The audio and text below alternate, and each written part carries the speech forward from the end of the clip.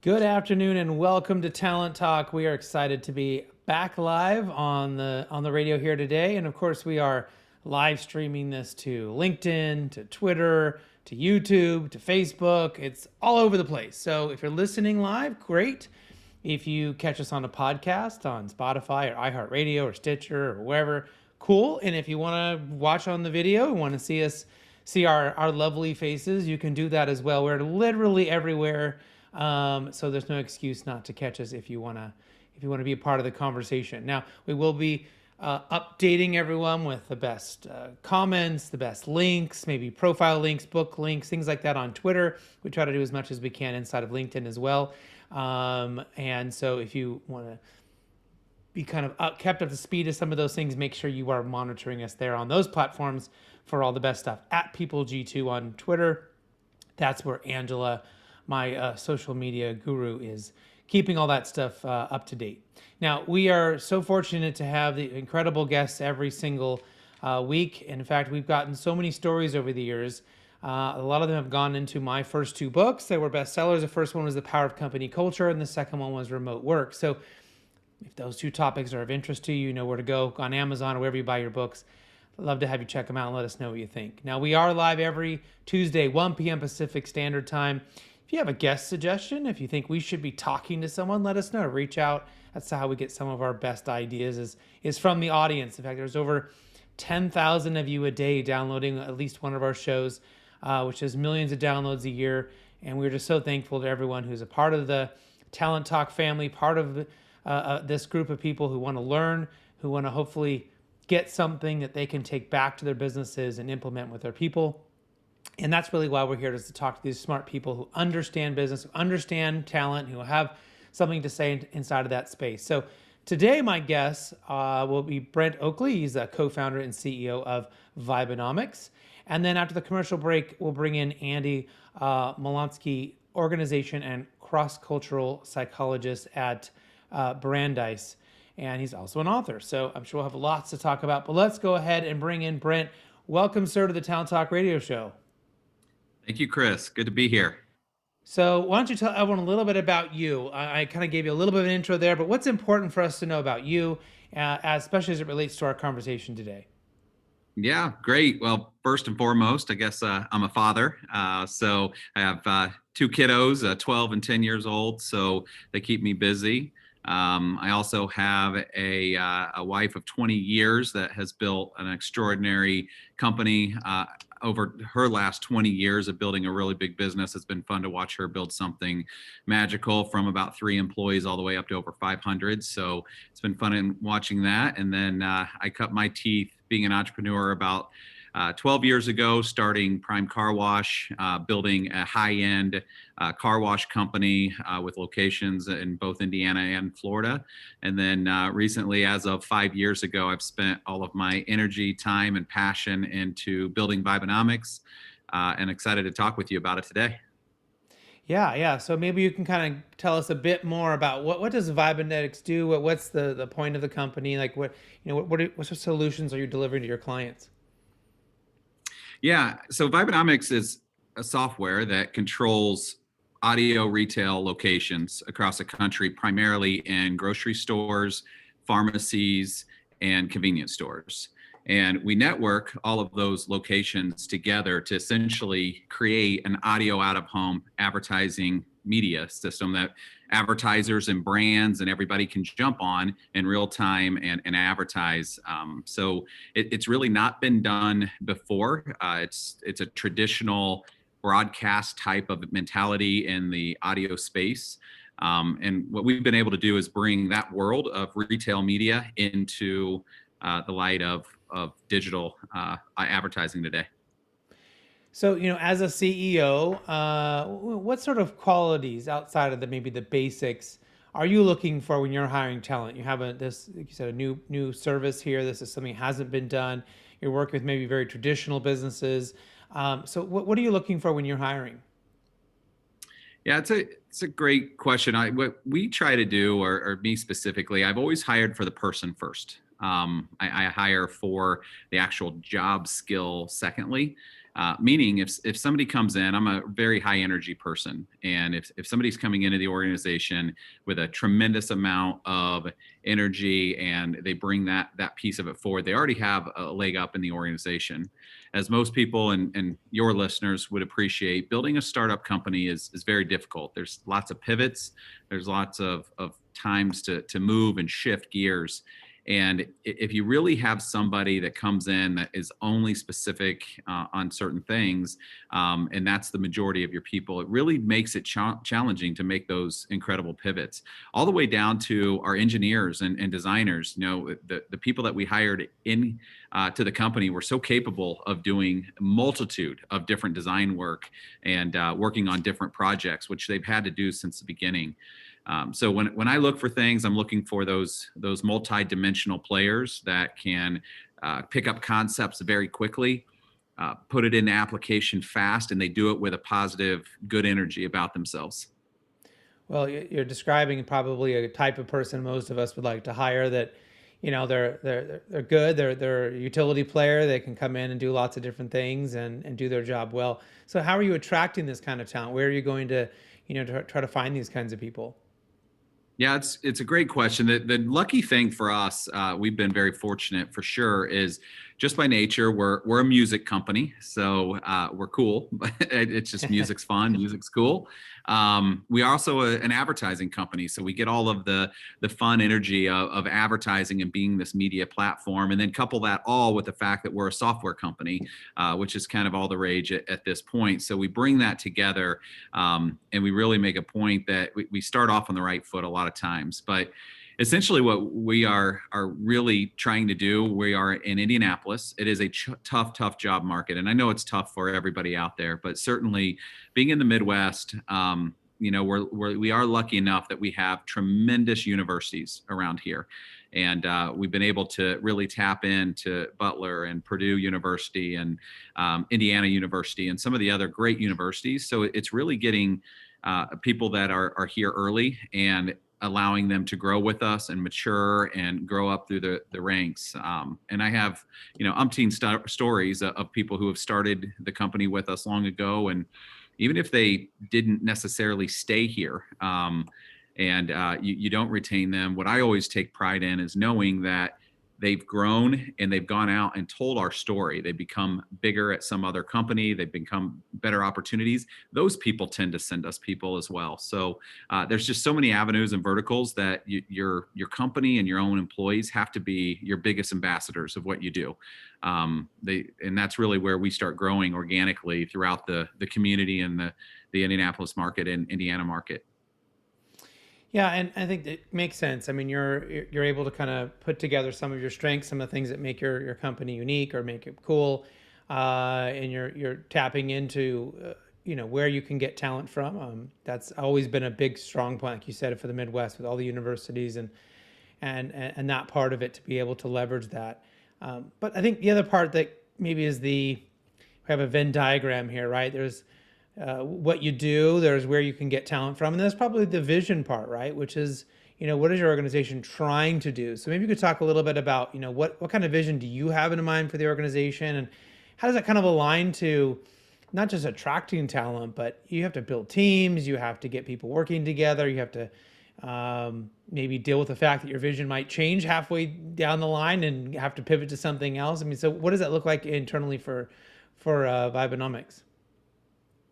Yeah, I think there's a couple points in that whole topic, and one being what's the vision for the company and who we want to be. That piece of it in itself is yes, we have a vision, and yes, we want to build a really big, important, fascinating company. But really where I get passionate about what we're doing is I'm a very much a community person. I'm involved in local politics here, and I do understand what it takes to build an ecosystem, especially in a place like Indianapolis that's not West Coast, like where you generally think technology and startup companies will come out of. So in order for a place like Indianapolis and Indiana to really thrive and be able to attract talent and get people to come here, you really have to have these breakout companies and these breakout employees that learn how to grow and scale businesses. And then they go on after the big important company sells, and they reinvest some of that money that they earned at the company that started. They reinvest their ideas. They go and they help other co-founders. They take big roles on boards. And, we got to see this really play out with a company locally called Exact Target that sold to Salesforce for $2.6 billion. And Salesforce moved their second largest headquarters here.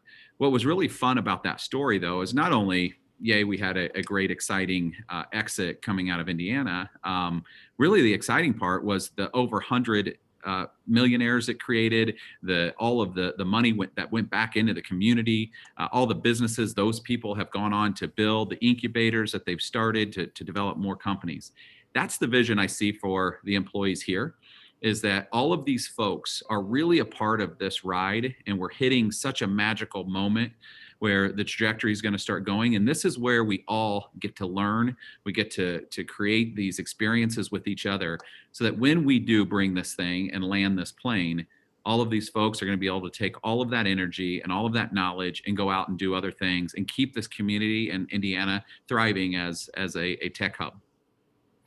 Yeah, and things have certainly seemed like they've changed in some of the areas that you've been talking about.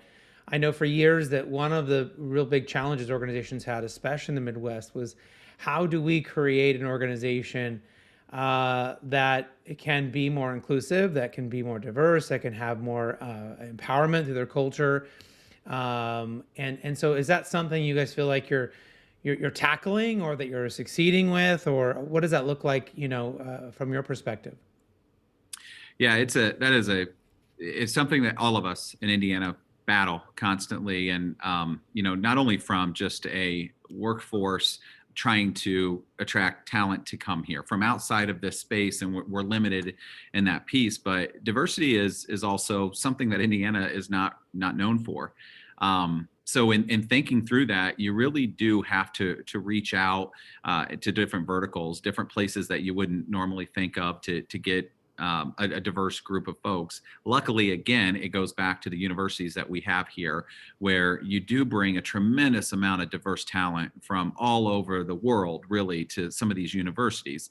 Now, it's really up to you how you go out and try to tackle that to keep them in Indiana, because a lot of this young, talented, diverse world doesn't want to stay in Indiana. They want to move out to the coast, and then maybe you bring them back. So I work not only within our own organization to try to figure out this very difficult problem, but I belong to a group called the ITIA that reports actually directly up through our governor, trying to solve this for Indiana. It's a challenging thing to try to make sure that we are staying at the top of the list of people, where you might want to be and where you might want to settle down.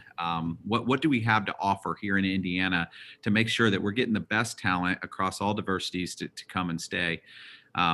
So more companies like ours, more breakouts like ours, continuing to build the infrastructure, continuing to change our laws, quite frankly, here in Indiana, that has not always been progressive in our thinking, has caused challenges in what we're doing. So all of those things are important. And the whole point of me being a part of the Indiana Technology Innovation Association is that I want to make sure that we are not blindsided by laws that we have that are hampering employees from wanting to be here in Indiana and work and be a part of this culture. So we're spending a lot of time. Our governor is doing great at really leaning into that and participating with us, our companies, to make sure that we're getting the right things on board. Well, it sounds like you're having a lot of success for your organization. You're having a lot of success in helping drive some change through local politics. But I think our listeners also are fascinated to know, what does someone like you do when maybe they fail, right? And what does that look like? Do you have maybe a story or a big takeaway that you might share with us about maybe something that didn't work out so well? Yeah, it's a fun question, and I think about it all the time. We have a lot of things that we run into here at Vibenomics that, from the very beginning of this story, the company was actually called Fusic. And we ran into some naming problems right out of the gates that I didn't want to change the name, but ultimately had to. So you had to go through the whole rebranding piece of it. We've probably pivoted the company 4 or 5 different times and gone different directions.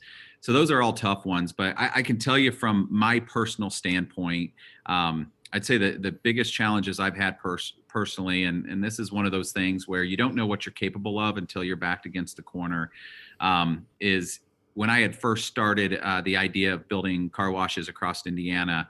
I had already talked to one of my closest friends, a COO in operations, into coming and moving his whole family from Florida to come work for me. And then I had talked my father into retiring early and quitting his job to come help me with the maintenance and the setup of the entire car wash and the operational part of the system. I had already quit my job where I was a medical device representative, and I left that job, and I did all of these things without securing my my financing partner with the banks. So when I quickly realized that one of the people that I thought was going to give me the financing, by that time, when they finally said no to me, I'd already had all of this stuff in motion. So for basically the next 3-4 months, I went to 10 banks, then 15 banks. That's when panic really set in. It took me 23 banks to finally get somebody who would give a person with zero experience in this space $4.5 million to go build a car wash. So that was a lesson in perseverance and just keep going. And when you're backed up against it and you have no other choice, it's amazing how deep you will reach down and grind everything out. And sometimes it's that need, right? I mean, often a lot of people fail, I think, because they try to make it, whatever it is they're trying to do or build, perfect before they'll actually go and implement. And that ends up just, perfection is the killer of innovation. It's a killer of success, I think, at times. So it sounded like you didn't have, you didn't have it all figured out, right? And yet you knew, geez, I've now committed. These people have committed to me. I've got to figure out how to get this done. Maybe if those people, you hadn't done that and it was just you and you still had your job, you might have just gone to 5 banks and gone, well, maybe this isn't going to work, right? And you may not have ever done it. Right. You're exactly right. It really comes down to a space where if you have too many safety nets and you have too many places where you can go to get comfortable, then a lot of times you won't let yourself really go to where you need to go when you're uncomfortable to push through and get things done. And we really, if I look at what we've done at Vibenomics and all those pivots, we started out under the idea of something completely different, more or less, than we are today. And we've kind of just taken this odd approach through a whole bunch of different twists and turns to get to where we are. And we finally hit that target market fit, and we've taken off ever since. Yeah. And it's always fun. It's fun and probably also gives you heartburn at the same time, being in a startup and having all these different hats to wear, all these different things going on. And I remember we always think about keeping the spirit of how we interacted with each other when we were very first starting off. That the way we gave each other feedback was so blunt and so direct and so constant, right? When you're starting up, it's like you just gotta hit. You can't do that, man. It's not gonna work. Here's how we do it. Okay, great. And I found like years later, like 10 years later, we were like tiptoeing around people to tell them what we wanted them to know. And I was like, why aren't we just doing what we did way back when, right? So we've sort of taken on that idea of let's take feedback, or we call it even feed forward. Let's take those interactions and keep that freshness, right, of and importance that we had back during the startup time. What does that look like for you guys now? Is it something similar? Is it different? I mean, how are you handling that communication and that feedback and that attention to your people? Yeah, you said it perfectly. It's amazing what ends up happening. In the very early stages, everybody knows everything. When you're going to be out of money in 2 weeks and you don't know how you're going to pay people, everybody knows it. I mean, you've already talked about it. They see you freaking out about it. And what is interesting about it is, actually, as a founder and somebody who's doing that every day, you kind of continue that whole cycle of just being completely transparent. And what you don't realize is when you get to a place where there's over 50 people that are working for you, and they're not as close to it as those original 5 or 6 that you were just sitting around talking and being, like you said, that transparent brutally honest.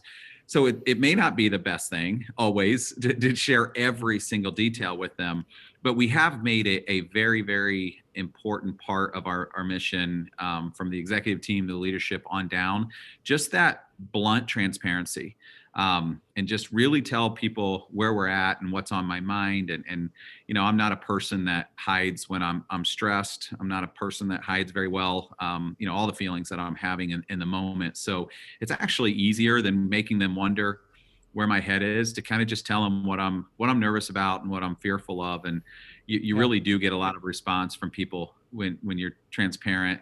And I would add just another piece of it that really has mattered in our building process is, you get to a certain point in the organization where my skill set is just not even close to all the things that you need done in an organization that's really going to be best in class in what you're trying to do. You have to go out in this stage when you recruit VC dollars and the expectations are high that you're going to grow quickly. You have to go out and find people who are way better at their craft than you are and what you're trying to accomplish. So bringing those people in, a lot of times you're hiring them over folks who already work in the organization. Every one of those movements gets everybody a little bit uncomfortable. So there's a couple things that still have to happen. That transparency has to be there across the organization of why you're doing it. But then the people that you're bringing in, even if they are hired guns, even if they are folks that know what they're doing, those people have to come in with a lot of humility as well. And that you have to be able to have that blunt conversation of, look, I know you've been here and done this, but it's not going to look the same. It's not going to be exactly the same. So let's be open to everybody's ideas and what we're building together. And if you get that perfect combination of somebody who knows what they're doing, also has a lot of humility and understands they still have a lot to learn, then you'll be able to bridge that gap, and people won't ever feel like you're really just hiring people over them to squash them down. It takes a village. It takes all hands. So everybody's got to feel included. Yeah, absolutely. Absolutely. And there's tons of research out there, but essentially there's a direct correlation between, the more transparent you can be to the more successful the organization is, the more market share they have, the more profitable they are. I mean, it's just, there's so many. It can be a little difficult sometimes to be as transparent as you need to be. It's not always comfortable, but man, are the benefits there. So we're just about out of time here. I want to make sure we ask the final, most important question is, how can people get a hold of you if they're interested in finding out more about Vibenomics? Oh, yeah. Well, I appreciate it. I'm actually a very simple person when it comes to social media and all the things, probably very much unlike you, Chris. I know I was able to find you on several different channels, but for me, it's simply just LinkedIn. And please do. I'm very active on LinkedIn. I try to get as much information as you might be asking from me. I will always be seeking information from all of you for sure.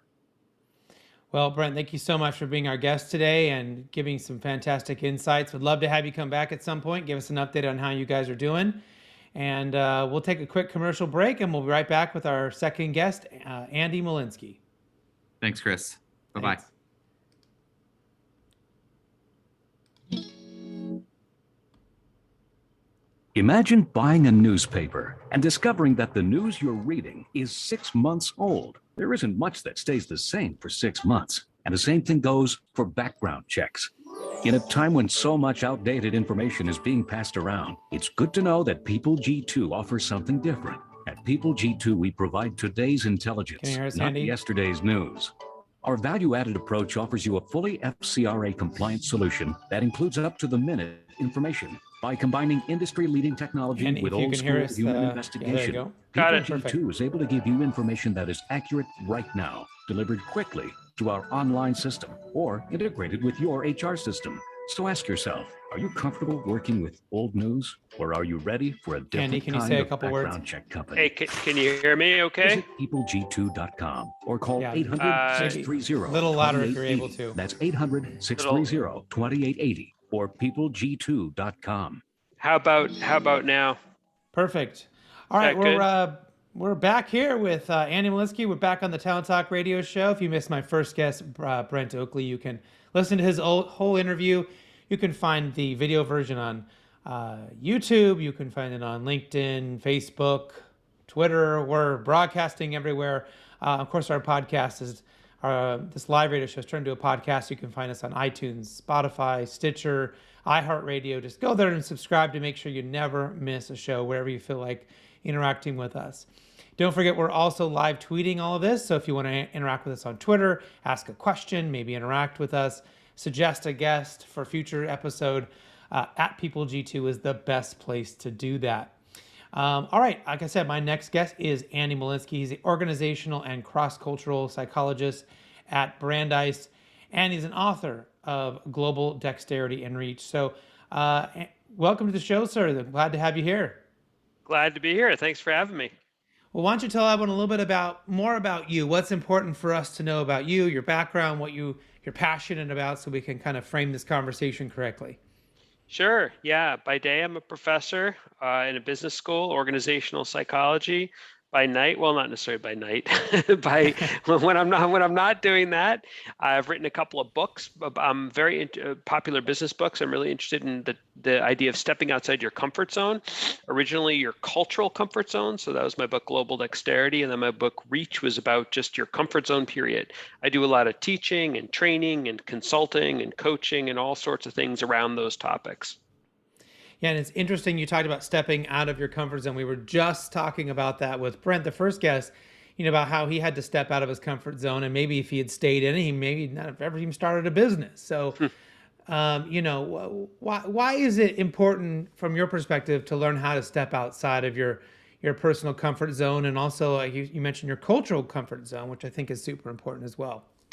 Yeah. So, I mean, what I don't want people to come away with the idea that I'm saying, life only begins outside your comfort zone. If you look on the internet, you'll find memes about that. I'm not saying get out of your comfort zone in every way, in any way possible, but when you have a goal, when you're trying to do something, when you're trying to grow and learn and develop, achieve something, this happens throughout our lives. It happens when we start a new job, start a new role, leave our job and start something entirely new. We're going to encounter situations that where in order to succeed and achieve our goals, we're going to have to step outside our comfort zone. That might mean, I don't know, trying to pitch your idea to venture capitalists if you're an entrepreneur. It might mean delivering bad news when that's not kind of your go-to strategy. Maybe you're a people pleaser. It might mean networking actively when you hate to do that. You hate to toot your own horn. Whatever it is, they're sort of like these everyday acts of courage that enable us to ultimately achieve our goals. Yeah, absolutely. And, it's interesting if you think about it. You mentioned entrepreneurs. I think we all think about maybe our high achievers. We think about people who are trying to do these big, giant things, but that's not actually how most people are maybe interacting with your business. Your average employee maybe isn't trying to be an entrepreneur tomorrow, maybe isn't trying to be the CEO in 5 years or whatever. For them, stepping out of their comfort zone might be, I just need work to be stable and okay. And what I'm trying to do is raise a family by myself. I might be a single parent. I might be, someone who has a sick spouse or a sick parent I'm taking care of. And so where that comfort zone, kind of plays, I think it's really important to understand for each person, what does that mean for them, right? Because they may not be trying to climb a ladder at work. And we might be, I remember having a lot of discomfort with people. I was like, aren't you trying to progress? Aren't you trying to get a promotion? And I was like, well, that's not necessarily what everybody wants. So how do we sort of maybe tailor that to different people, right? How do we figure out where they want to maybe grow or change, and at the same time support them where they don't? Well, I think sometimes, so first of all, it's tricky because I think oftentimes we do sculpt our lives to avoid things that are outside our comfort zone. And then we rationalize to ourselves that, it's not that important that I do this. It's not that important that I do that. And to the extent that we have leeway to do that, we do that. I think a good question to ask yourself in a particular situation, a particular circumstances, if you had some sort of magic eraser and you could erase the anxiety just for a moment, just as a thought exercise, is this something you'd love to be able to do? Is this task, is this situation, is this something that you'd love to be able to do? And if the answer is yes, bring back the anxiety and let's work on it. Let's work on trying to find a way for you to overcome what I call the psychological roadblocks and involved in stepping outside your comfort zone, and come up with a strategy that works for you. Yeah, and that can be really difficult, I guess, to kind of figure out what to do. Where do we want to step out?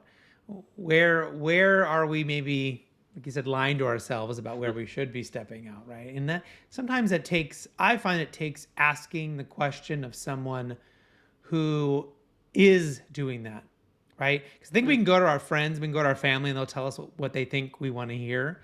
But I've sort of found that it's been mentors and it's been colleagues that are CEOs or the people that were the ones who would push a button, right? That would say, well, why haven't you done this thing yet? Why haven't you taken that step forward? Whereas my wife would be like, well, if you don't want to, you don't have to. Right? Yeah, no, it's true. It's collecting and finding the right types of people. I find that you can have mentors in your life who really do get you, understand you, can empathize, but also can nudge, can sort of push you a little bit.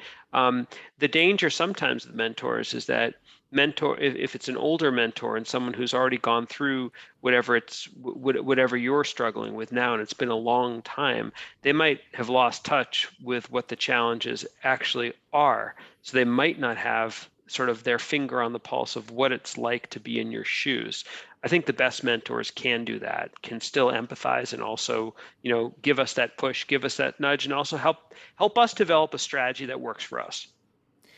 Yeah, and what are some of the biggest challenges that people tend to face as they're moving through this process of stepping out of their comfort zone? Yeah, so in my book Reach, I did a lot of research. I interviewed 100 people across different professions about what struggles they had stepping outside their comfort zone. I found 5 key challenges. One is authenticity, that whatever in this situation, I don't feel like myself, and that's a barrier. These can create negative emotions. Likability. What if people don't like this version of me? Like, let's say stepping outside your comfort zone has to do with being more assertive than you usually are. Well, what if people don't like that version of me? I'm not usually assertive, right? You could be terrified about that and therefore not do it. Competence. You could struggle with competence, worry that you're not going to be good at this, or maybe worry others will see that. Resentment. Sometimes people struggle with resentment. Logically, they get it. When in Rome, act like the Romans. I know I need to do this, whatever it might be. But psychologically, I'm like, I wish it really annoys me that I have to make small talk with the boss in order to get the best assignments. Can't my qualifications just stand on their own?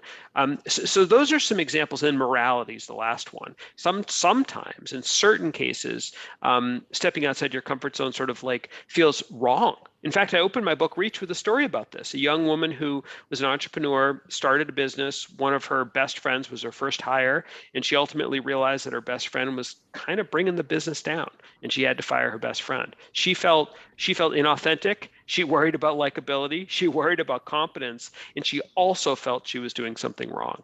That is a big burden. And that's why people avoid. Why, if you think approach, avoid, you're feeling all these things, that's why people avoid, delay, so.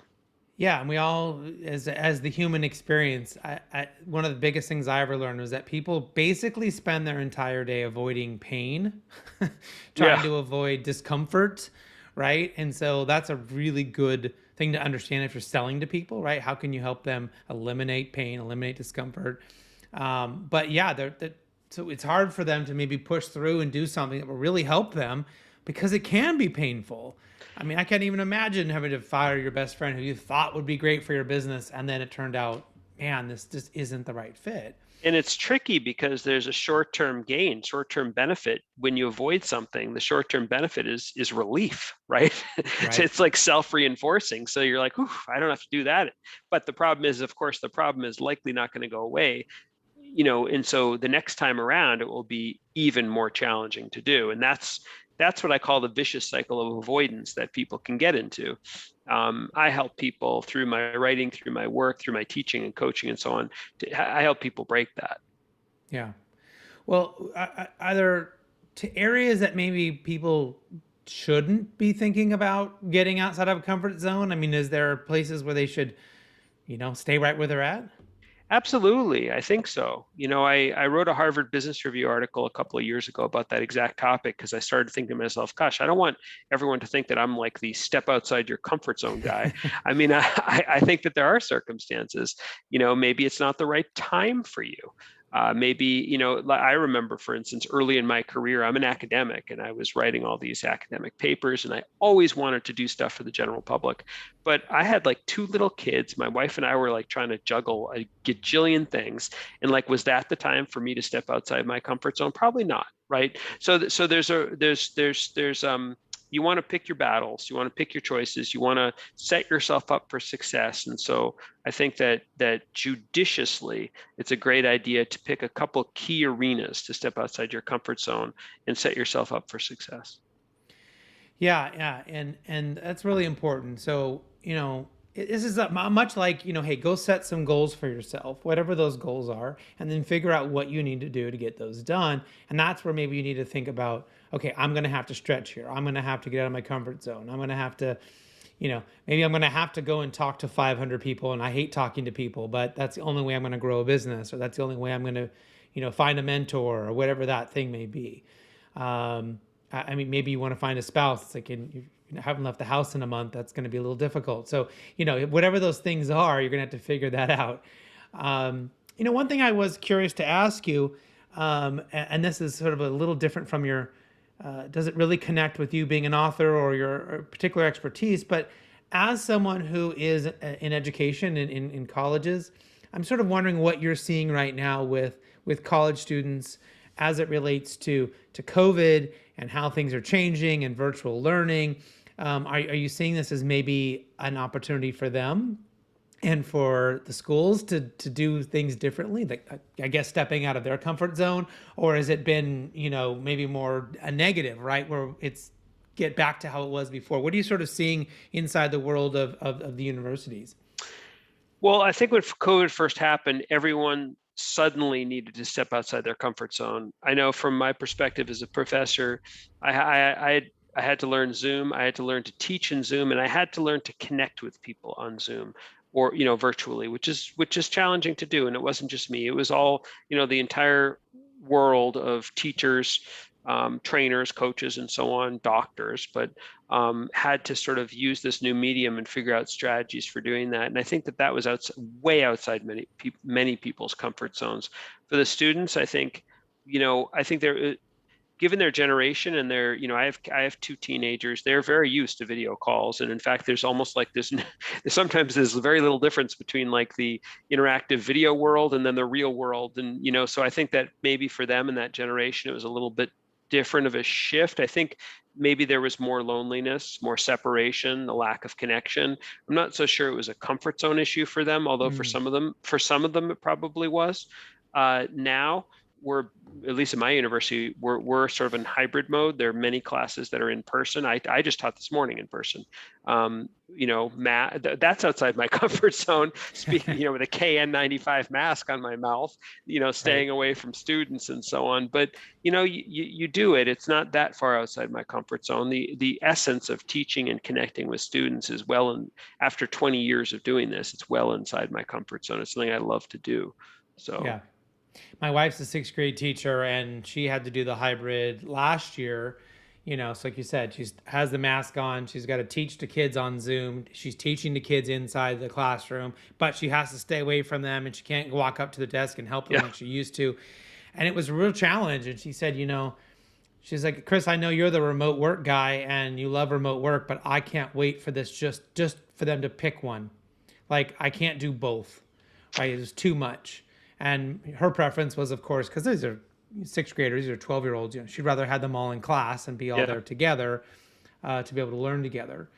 But yeah, it was, an interesting time for her. I think managing the hybrid class really takes like very keen technology and training. I mean, you have to have the right visuals, the right training, the right interface, the right camera angles, the right, the practice, the ability to connect and engage virtually and in person, sort of quasi simultaneously. That's a real skill. I haven't really done that yet. I've gone one or the other. I've done fully remote, or fully in person. I think there are pluses and minuses of each. Actually, it's really funny trying to learn students' names, trying to learn 30 new students' names from around the world. My students are all from around the world, and they've got masks on their faces, so it's like Right. hard to learn their names. On Zoom, you have no masks and you have their names, like literally right next to their picture. So it's like there are pluses and minuses. Yeah, and that's tough because for me, a lot of remembering names does connect to their face, Of course. and if they're wearing a mask, then it gets to be difficult. So, Yeah.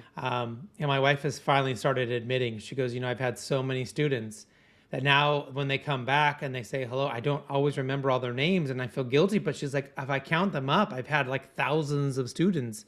I mean, you just can't remember that many names, from that many kids. But especially if you interacted with them through masks. I mean, it's like right, it's interesting. It's interesting whether it's outside my comfort zone. No, not necessarily. I mean, there's the health angle where, there's the health angle that you're in a closed classroom and there's COVID on the loose, around. But we've got really strong protocols at our university. Everyone needs to be vaccinated. We have testing once or twice a week. There's masking, so it's there are protocols in place. right, right. Well, one of the things that we love to ask our guests are about maybe books that they're reading or books that they typically suggest that our audience might want to check out. Obviously, we hope our audience will check out your first two books, Global Dexterity and Reach. But aside from those, what other books have you had maybe some interest in recently?